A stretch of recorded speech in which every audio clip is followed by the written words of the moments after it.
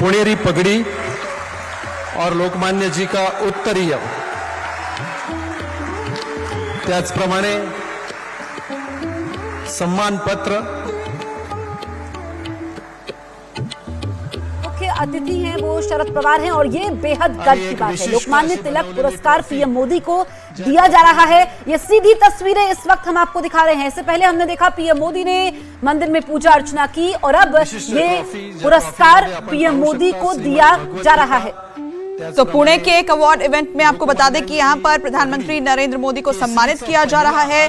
Lokmanya Tilak national award ceremony जिसका आयोजन यहाँ पर किया जा रहा है और ऐसे में प्रधानमंत्री को यहाँ पर सम्मानित किया जा रहा है, जिसकी लाइव तस्वीर इस वक्त हम आपको दिखा रहे हैं। प्रधानमंत्री आज पुणे में मौजूद है और यहाँ पर कई परियोजनाओं की वो सौगात भी देने वाले हैं। इसके अलावा मेट्रो को भी हरी झंडी दिखाने वाले हैं। लेकिन फिलहाल ये तस्वीर जो आप देख रहे हैं, प्रधानमंत्री को लोकमान्य तिलक पुरस्कार इस वक्त दिया गया। प्रधानमंत्री का आज पुणे का दौरा है और कई अहम परियोजनाओं की सौगात वो वहां की जनता को देने वाले हैं। लेकिन उससे पहले ये तस्वीरें खास इसलिए हैं क्योंकि यहाँ पर प्रधानमंत्री का सम्मान किया गया है। पीएम मोदी को लोकमान्य तिलक पुरस्कार से यहाँ सम्मानित किया गया है और आज आपको बता दें कि प्रधानमंत्री पुणे में मौजूद हैं, जहां पर वो कई विकास परियोजनाओं की सौगात भी देश को देने वाले हैं, खास करके पुणे की जनता को देने वाले हैं। तो लोकमान्य तिलक पुरस्कार, दरअसल पीएम मोदी को यह पुरस्कार इसलिए दिया जा रहा है क्योंकि तिलक स्मारक मंदिर ट्रस्ट का यह कहना है कि पीएम ने नागरिकों के बीच देशभक्ति की भावना को बढ़ा दिया है, जिसके लिए उन्हें सम्मानित किया जा रहा है और देश में विकास में अहम योगदान देने पर लोकमान्य तिलक पुरस्कार मिलता है। और पीएम मोदी ने जिस तरीके से देश का नाम रोशन किया है, उससे आज हर भारतवासी गर्व महसूस करता है। और आपको बता दें कि लोकमान्य तिलक की पुण्यतिथि के मौके पर यह पुरस्कार दिया जाता है और देश में कई बड़ी शख्सियतों को यह सम्मान मिल चुका है। पीएम मोदी को यह सम्मान मिला है और ऐसे में जो उन्होंने देश की लोकमान्य तिलक जी आज 103वी पुण्यतिथी आहे। देशाला अनेक महानायक देण्याच्या महाराष्ट्राच्या भूमीला मी कोटी कोटी वंदन करते।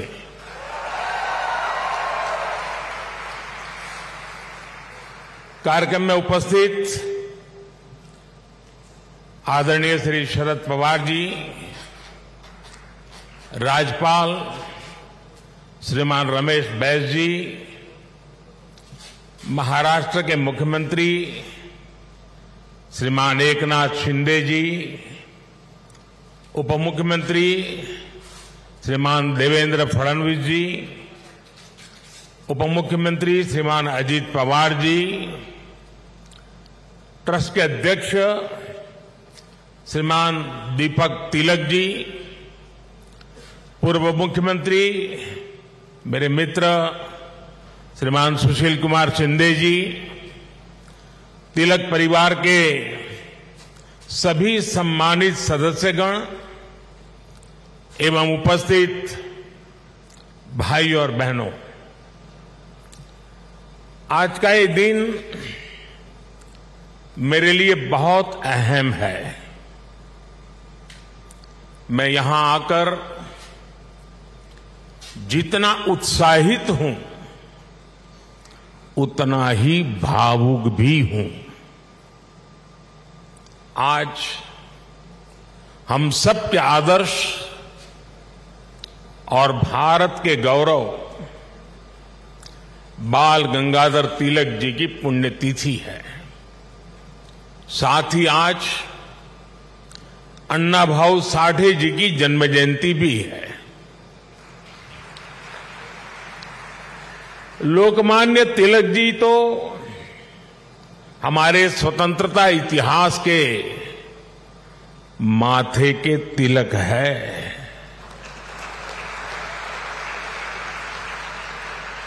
साथ ही अन्ना भाऊ ने भी समाज सुधार के लिए जो योगदान दिया वह अप्रतिम है और साधारण है। मैं इन दोनों ही महापुरुषों के चरणों में श्रद्धापूर्वक नमन करता हूं। आज या महत्वाच्या दिवशी मला पुण्याच्या या पावन भूमीवर महाराष्ट्राच्या धर्तीवर येण्याची संधी मिळाली, हे माझे भाग्य आहे.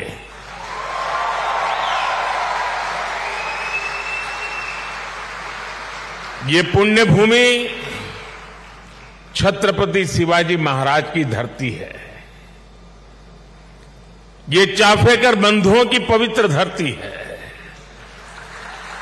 इस धरती से ज्योतिबा फुले, सावित्रीबाई फुले की प्रेरणाएं और आदर्श जुड़े हैं. अभी कुछ ही देर पहले मैंने दगड़ू सेठ मंदिर में गणपति जी का आशीर्वाद भी लिया. ये भी पुणे जिले के इतिहास का बड़ा दिलचस्प पहलू है. दगड़ू सेठ पहले व्यक्ति थे जो तिलक जी के आह्वान पर गणेश प्रतिमा की सार्वजनिक स्थापना में शामिल हुए थे. मैं इस धरती को प्रणाम करते हुए इन सभी महान विभूतियों को श्रद्धापूर्वक नमन करता हूं. साथियों, आज पुणे में आप सबके बीच मुझे जो सम्मान मिला है, ये मेरे जीवन का एक अविस्मरणीय अनुभव है.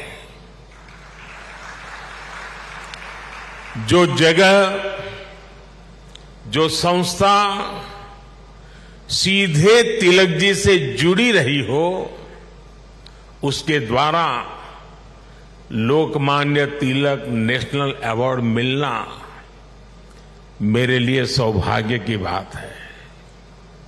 मैं इस सम्मान के लिए हिंद स्वराज संघ का और आप सभी का पूरी विनम्रता के साथ हृदय से आभार व्यक्त करता हूं. और मैं ये भी कहना चाहूंगा, अगर ऊपर ऊपर से थोड़ा नजर करें तो हमारे देश में काशी और पुणे दोनों की एक विशेष पहचान है. विद्वत्ता यहां पर चिरंजीव है, अमरत्व को प्राप्त हुई है.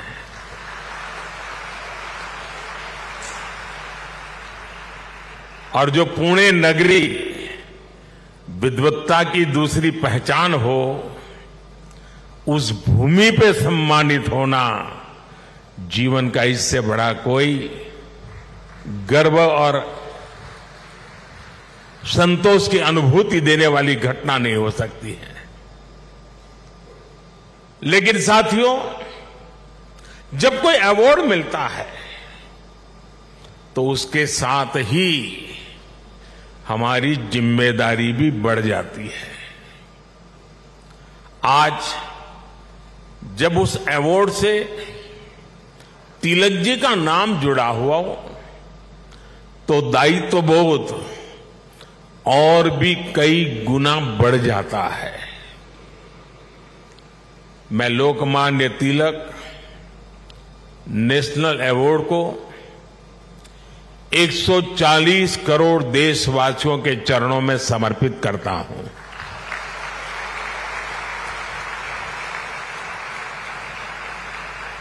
मैं देशवासियों को विश्वास भी दिलाता हूं कि उनकी सेवा में, उनकी आशाओं अपेक्षाओं की पूर्ति में कोई कोर कसर बाकी नहीं छोड़ूंगा. जिनके नाम में गंगाधर हो, उनके नाम पर मिले इस अवार्ड के साथ जो धनराशि मुझे दी गई है, वो भी गंगा जी को समर्पित कर रहा हूं. मैंने पुरस्कार राशि नमामि गंगे परियोजना के लिए दान देने का निर्णय लिया है। साथियों, भारत की आजादी में लोकमान्य तिलक की भूमिका को, उनके योगदान को कुछ घटनाओं और शब्दों में नहीं समेटा जा सकता है। तिलक जी के समय और उनके बाद की स्वतंत्रता संग्राम से जुड़ी जो भी घटनाएं और आंदोलन हुए, उस दौर में जो भी क्रांतिकारी और नेता हुए, तिलक जी की छाप सब पर थी, हर जगह थी। इसलिए खुद अंग्रेजों को भी तिलक जी को the father of the Indian unrest कहना पड़ा था। तिलक जी ने भारत के स्वतंत्रता आंदोलन की पूरी दिशा ही बदल दी थी। जब अंग्रेज कहते थे कि भारतवासी देश चलाने के लायक नहीं है, तब लोकमान्य तिलक ने कहा कि स्वराज्य हमारा जन्मसिद्ध अधिकार है।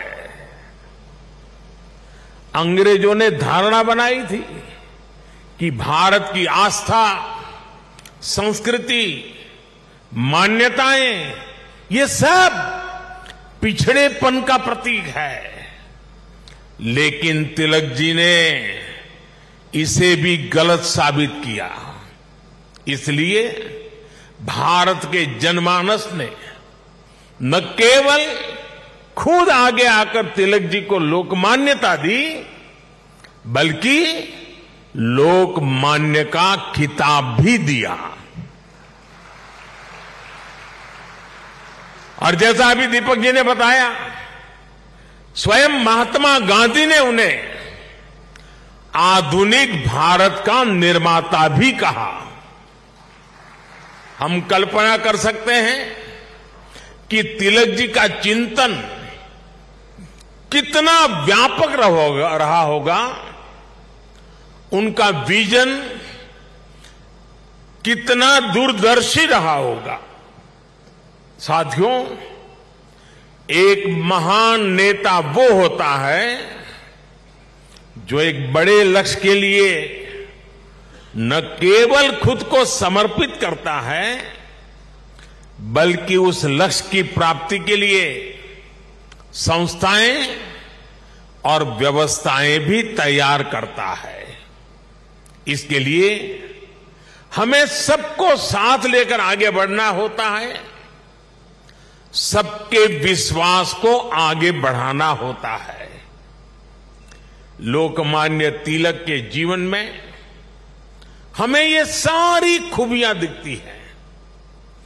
उन्होंने अंग्रेजों ने जब उन्हें जेल में डाला, उन पर अत्याचार हुए, उन्होंने आजादी के लिए त्याग और बलिदान की पराकाष्ठा की।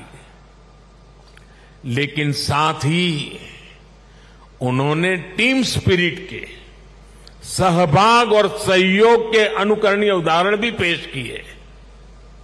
लाला लाजपत राय और बिपिन चंद्र पाल के साथ उनका विश्वास, उनकी आत्मीयता भारतीय स्वतंत्रता संग्राम का स्वर्णिम अध्याय है। आज भी जब बात होती है तो लाल, बाल, पाल के तीनों नाम एक त्रिशक्ति के रूप में याद किए जाते हैं। तिलक जी ने उस समय आजादी की आवाज को बुलंद करने के लिए पत्रकारिता और अखबार की अहमियत को भी समझा। अंग्रेजी में तिलक जी ने, जैसा शरद राव ने कहा, द मराठा साप्ताहिक शुरू किया। मराठी में गोपाल गणेश अगरकर और विष्णु शास्त्री चिपलुंकर जी के साथ मिलकर उन्होंने केसरी अखबार शुरू किया। 140 से भी ज्यादा समय से केसरी अनवरत आज भी महाराष्ट्र में छपता है, लोगों के बीच पढ़ा जाता है। ये इस बात का सबूत है कि तिलक जी ने कितनी मजबूत नींव पर संस्थाओं का निर्माण किया था। साथियों, संस्थाओं की तरह लोकमान्य तिलक ने परंपराओं को भी पोषित किया। उन्होंने समाज को जोड़ने के लिए सार्वजनिक गणपति महोत्सव की नींव डाली। उन्होंने छत्रपति शिवाजी महाराज के साहस और आदर्शों की ऊर्जा से समाज को भरने के लिए शिव जयंती का आयोजन शुरू किया। ये आयोजन भारत को सांस्कृतिक सूत्र में पिरोने के अभियान भी थे और इनमें पूर्ण स्वराज की संपूर्ण संकल्पना भी थी। यही भारत की समाज व्यवस्था की खासियत रही है। भारत ने हमेशा ऐसे नेतृत्व को जन्म दिया है जिसने आजादी जैसे बड़े लक्ष्यों के लिए भी संघर्ष किया और सामाजिक बुराइयों के खिलाफ नई दिशा भी दिखाई। आज की युवा पीढ़ी के लिए यह बहुत बड़ी सीख है। भाइयों और बहनों, लोकमान्य तिलक इस बात को भी जानते थे कि आजादी का आंदोलन हो या राष्ट्र निर्माण का मिशन, भविष्य की जिम्मेदारी हमेशा युवाओं के कंधों पर होती है। वो भारत के भविष्य के लिए शिक्षित और सक्षम युवाओं का निर्माण चाहते थे। लोकमान्य में युवाओं की प्रतिभा पहचानने की जो दिव्य दृष्टि थी, इसका एक उदाहरण हमें वीर सावरकर से जुड़े घटनाक्रम में मिलता है।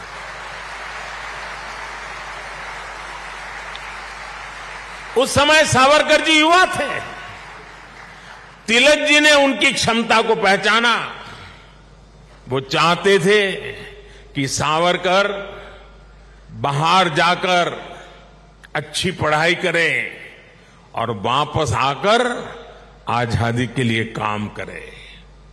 ब्रिटेन में श्यामजी कृष्ण वर्मा ऐसे ही युवाओं को अवसर देने के लिए 2 स्कॉलरशिप चलाते थे। एक स्कॉलरशिप का नाम था छत्रपति शिवाजी स्कॉलरशिप और दूसरी स्कॉलरशिप का नाम था महाराणा प्रताप स्कॉलरशिप। वीर सावरकर के लिए तिलक जी ने श्यामजी कृष्ण वर्मा से सिफारिश की थी। इसका लाभ लेकर वो लंदन में बैरिस्टर बन सके। ऐसे कितने ही युवाओं को तिलक जी ने तैयार किया। पुणे में new English school, Deccan education society और फर्ग्यूसन कॉलेज जैसे संस्थानों, उसकी स्थापना उनके इसी विजन का हिस्सा है।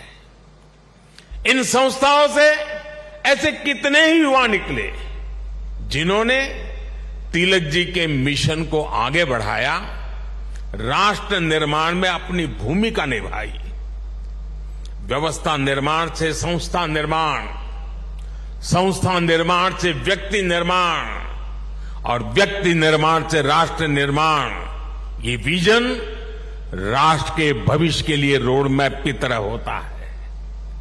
इसी रोड मैप को आज देश प्रभावी ढंग से फॉलो कर रहा है। साथियों, वैसे तो तिलक जी पूरे भारत के लोकमान्य नेता है, लेकिन जैसे पुणे और महाराष्ट्र के लोगों के लिए उनका एक अलग स्थान है, वैसा ही रिश्ता गुजरात के लोगों का भी उनके साथ है। मैं आज इस विशेष अवसर पर मैं उन बातों को भी याद कर रहा हूं। स्वतंत्रता संग्राम के समय वो करीब 1.5 महीने अहमदाबाद साबरमती जेल में रहे थे। इसके बाद 1916 में तिलक जी अहमदाबाद आए और आपको जानकर के खुशी होगी, उस समय जब अंग्रेजों की पूरी तरह जुल्म चलते थे, अहमदाबाद में तिलक जी के स्वागत में और उनको सुनने के लिए उस जमाने में 40,000 से ज्यादा लोग उनका स्वागत करने के लिए आए थे। और खुशी की बात यह है कि उनको सुनने के लिए उस समय ऑडियंस में सरदार वल्लभ भाई पटेल भी थे।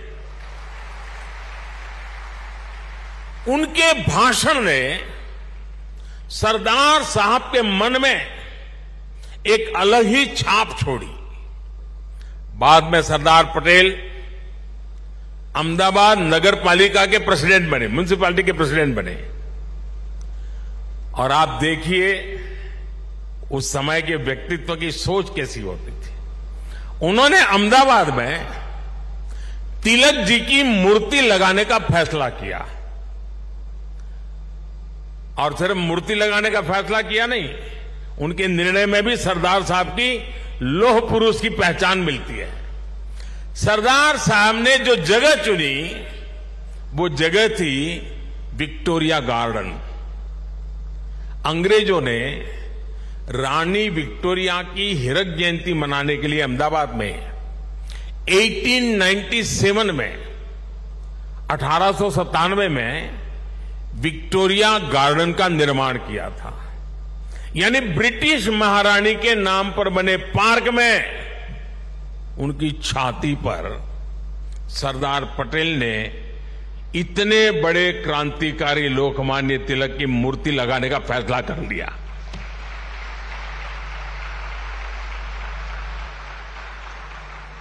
और उस समय सरदार साहब पर इसके खिलाफ कितना ही दबाव पड़ा, उन्हें रोकने की कोशिश हुई, लेकिन सरदार तो सरदार थे। सरदार ने कह दिया वो अपना पद छोड़ देना पसंद करेंगे, लेकिन मूर्ति तो वहीं पर लगेगी। और वो मूर्ति बनी और 1929 में उसका लोकार्पण महात्मा गांधी ने किया। अहमदाबाद में रहते हुए मुझे कितनी ही बार उस पवित्र स्थान पर जाने का मौका मिला है और तिलक जी की प्रतिमा के सामने सर झुकाने का अवसर मिला है। वो एक अद्भुत मूर्ति है जिसमें तिलक जी विश्राम मुद्रा में बैठे हुए हैं। ऐसा लगता है जैसे वो स्वतंत्र भारत के उज्जवल भविष्य की ओर देख रहे हैं। आप कल्पना करिए, गुलामी के दौर में भी सरदार साहब ने अपने देश के सपूत के सम्मान में पूरी अंग्रेजी हुकूमत को चुनौती दे दी थी। और आज की स्थिति देखिए, अगर आज हम किसी एक सड़क का नाम भी किसी विदेशी आक्रांता की जगह कर बदलकर भारतीय विभूति पर रखते हैं तो कुछ लोग उस पर हल्ला मचाने लग जाते हैं।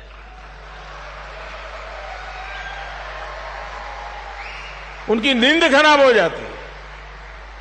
साथियों, ऐसा कितना ही कुछ है जो हम लोकमान्य तिलक के जीवन से सीख सकते हैं।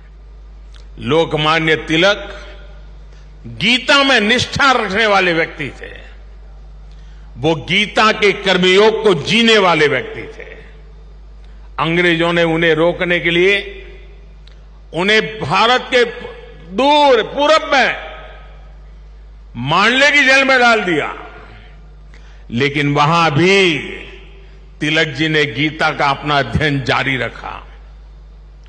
उन्होंने देश को हर चुनौती से पार पाने के लिए गीता रहस्य के जरिए कर्मयोग की सहज समझ दी, कर्म की ताकत से परिचित करवाया। साथियों, बाल गंगाधर तिलक जी के व्यक्तित्व के एक और पहलू की तरफ मैं आज देश के युवा पीढ़ी का ध्यान आकर्षित करना चाहता हूं। तिलक जी की एक बड़ी विशेषता थी कि वो लोगों को खुद पर विश्वास करने के बड़े आग्रही थे और करना सिखाते थे। वो उन्हें आत्मविश्वास से भर देते थे। पिछली शताब्दी में जब लोगों के मन में ये बात बैठ गई थी कि भारत गुलामी की बेड़ियां नहीं तोड़ सकता, तिलक जी ने लोगों को आजादी का विश्वास दिया। उन्हें हमारे इतिहास पर विश्वास था, उन्हें हमारी संस्कृति पर विश्वास था, उन्हें अपने लोगों पर विश्वास था, उन्हें हमारे श्रमिकों उद्यमियों पर विश्वास था, उन्हें भारत के सामर्थ्य पर विश्वास था। भारत की बात आते ही कहा जाता था यहां के लोग ऐसे ही हैं, हमारा कुछ नहीं हो सकता। लेकिन तिलक जी ने हीन भावना के इस मिथक को तोड़ने का प्रयास किया, देश को उसके सामर्थ्य का विश्वास दिलाया। साथियों, अविश्वास के वातावरण में देश का विकास संभव नहीं होता। कल मैं देख रहा था, पुणे के ही एक सज्जन श्रीमान मनोज पोचाट जी ने मुझे एक ट्वीट किया है। उन्होंने मुझे 10 साल पहले की मेरी पुणे यात्रा को याद दिलाया है। उस समय जिस फर्ग्यूसन कॉलेज की तिलक जी ने स्थापना की थी, उसमें मैंने तब के भारत में ट्रस्ट डेफिसिट की बात की थी। अब मनोज जी ने मुझे आग्रह किया है कि मैं ट्रस्ट डेफिसिट से ट्रस्ट सरप्लस तक की देश की यात्रा के बारे में बात करूं। मैं मनोज जी का आभार व्यक्त करूंगा कि उन्होंने इस अहम विषय को उठाया है। भाइयों और बहनों, आज भारत में ट्रस्ट सरप्लस पॉलिसी में भी दिखाई देता है और देशवासियों के परिश्रम में भी झलकता है। बीते 9 वर्षों में भारत के लोगों ने बड़े बड़े बदलावों की नींव रखी, बड़े बड़े परिवर्तन करके दिखाए। आखिर कैसे भारत दुनिया की 5वीं सबसे बड़ी अर्थव्यवस्था बन गया? ये भारत के लोग ही हैं जिन्होंने ये करके दिखाया। आज देश हर क्षेत्र में अपने आप पर भरोसा कर रहा है और अपने नागरिकों पर भी भरोसा कर रहा है। कोरोना के संकट काल में भारत ने अपने वैज्ञानिकों पर विश्वास किया और उन्होंने मेड इन इंडिया वैक्सीन बनाकर दिखाई और पुणे ने भी उसमें बड़ी भूमिका निभाई। हम आत्मनिर्भर भारत की बात कर रहे हैं क्योंकि हमें विश्वास है कि भारत ये कर सकता है।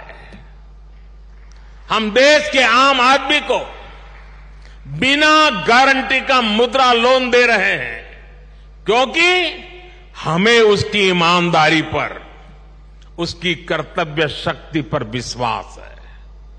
पहले छोटे छोटे कामों के लिए आम लोगों को परेशान होना पड़ता था। आज ज्यादातर काम मोबाइल पर एक क्लिक पर हो रहे हैं। कागजों को अटैच करने के लिए आपके अपने हस्ताक्षर पर भी आज सरकार विश्वास कर रही है। इससे देश में एक अलग माहौल बन रहा है, एक सकारात्मक वातावरण तैयार हो रहा है और हम देख रहे हैं कि विश्वास से भरे हुए देश के लोग देश के विकास के लिए कैसे खुद आगे बढ़कर काम कर रहे हैं। स्वच्छ भारत आंदोलन को इस जन विश्वास ने ही जन आंदोलन में बदला। बेटी बचाओ बेटी पढ़ाओ अभियान को इस जन विश्वास ने ही जन आंदोलन में बदला। लाल किले से मेरी एक पुकार पर कि जो सक्षम है उन्हें गैस सब्सिडी छोड़नी चाहिए। लाखों लोगों ने गैस सब्सिडी छोड़ दी थी। कुछ समय पहले ही कई देशों का एक सर्वे हुआ था। इस सर्वे में सामने आया कि जिस देश के नागरिकों को अपनी सरकार में सबसे ज्यादा विश्वास है, उस सर्वे ने बताया उस देश का नाम भारत है। ये बदलता हुआ जनमानस, ये बढ़ता हुआ जनविश्वास भारत के जन जन की प्रगति का माध्यम बन रहा है। साथियों, आज आजादी के 75 वर्ष बाद देश अपने अमृतकाल को कर्तव्य काल के रूप में देख रहा है।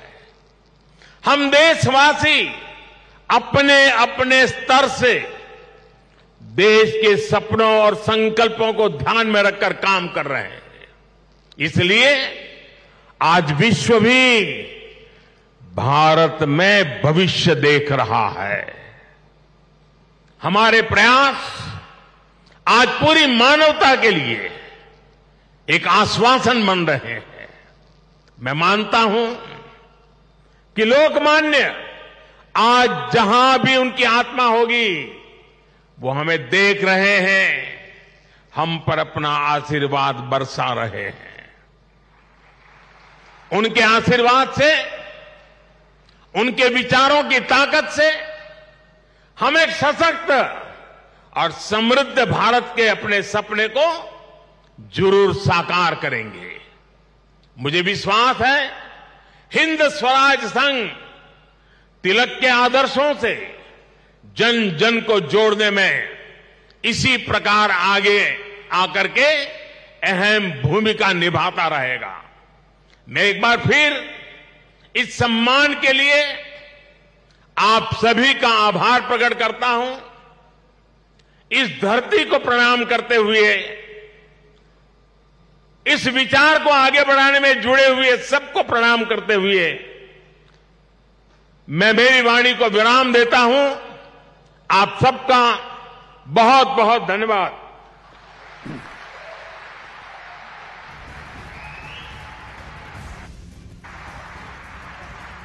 लोकमान्य तिलक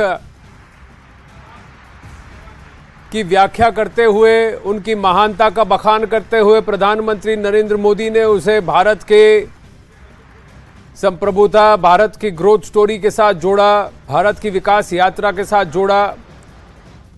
पुरस्कार की राशि उन्होंने गंगा को समर्पित की है, नमामि गंगे प्रोजेक्ट को पुरस्कार की राशि समर्पित की है। लोकमान्य तिलक स्मारक ट्रस्ट की ओर से आज प्रधानमंत्री नरेंद्र मोदी जी को लोकमान्य तिलक राष्ट्रीय पुरस्कार दिया गया। अजीत पवार जी से बात करते हुए शरद पवार जी के साथ एक ही मंच पर साथ पर आए और प्रधानमंत्री नरेंद्र मोदी का वहां पर उपस्थित जन समुदाय को संबोधन उप मुख्यमंत्री देवेंद्र फडणवीस, मुख्यमंत्री एकनाथ शिंदे सभी मंच पर मौजूद। शरद पवार एनसीपी के चीफ वो भी मौजूद। जहां विपक्ष और सरकार के बीच एक तरीके से राजनीतिक जंग छिड़ी है लोकसभा 2024 से पहले, पर इस मंच पर दोनों का एक साथ पहुंचना, एक साथ उपस्थित होना, शरद पवार जी और प्रधानमंत्री नरेंद्र मोदी जी का, इस पर कई सारी अटकलें लग रही थी, लेकिन फोकस लोकमान्य बाल गंगाधर तिलक पर और इस पुरस्कार पर। और प्रधानमंत्री की व्याख्या कि आज दुनिया भारत को सीरियसली ले रही है और भारत की ओर देख रही है। तो जिस भारत की कल्पना लोकमान्य बाल गंगाधर तिलक ने की थी, उस भारत की ओर आगे बढ़ने की बात प्रधानमंत्री नरेंद्र मोदी ने की।